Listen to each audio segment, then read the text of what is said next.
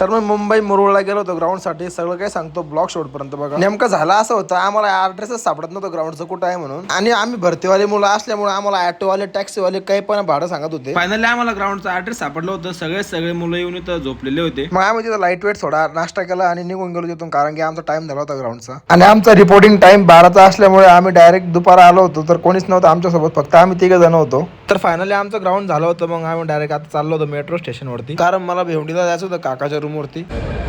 आता metro station लावलं भाऊ ग्राउंडवरून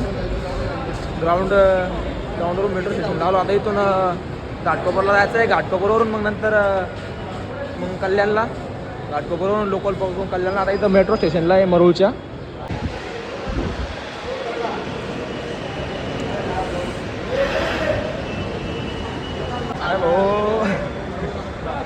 अरे भाऊ सर भेटले आता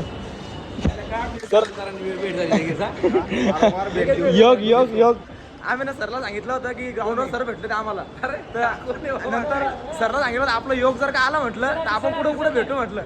आम्हाला मेट्रो स्टेशनवर सर भेटले. आमचं फायनली आम्हाला जी मेट्रो पाहिजे होती ती मेट्रो आली होती. मग लगेच मोबाईल ठेवून लगेच मेट्रो मध्ये आम्ही एंट्री केली. आणि मेट्रो मध्ये आल्यावर तर काहीतरी वेगळंच वाटत होतं. मस्त थंडीगार हवा येत होती एसीची. आणि याच्या आधी तर मी कधी मेट्रो मध्ये बसलेलो नव्हतो. बसलेलो म्हणजे कधी बघितली पण नव्हती. नंतर लोकल पकडून मी कल्याणला आलो होतो म्हणून की मला शूट घेता नाही आला, कारण की लोकल मध्ये खूप गर्दी असते. तर आजचा ब्लॉग मी इथे एंड करतो. ब्लॉग आवडला असेल तर लाईक करा, कमेंट करा, शेअर करा आणि आपल्या पेजवर जर का नवीन असेल तर हक्काने फॉलो करा. तर भेटूया नेक्स्ट ब्लॉग मध्ये.